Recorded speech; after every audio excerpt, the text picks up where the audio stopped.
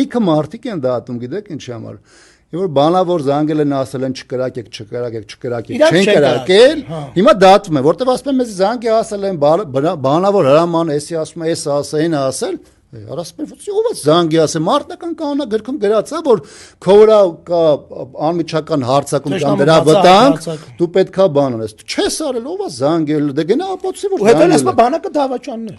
Հետո լսում դավաճանն է։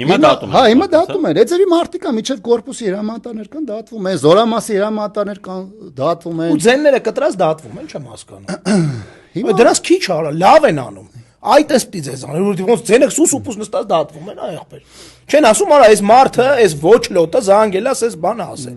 Այն մյուսը կառավարության նիստից հելել է, ասել է չկրակեք ախպեր։ Ու այդ սուս նստած դատվում են այդ մարդը։ Չէ, դեն ասում են, որ ասել են մարդը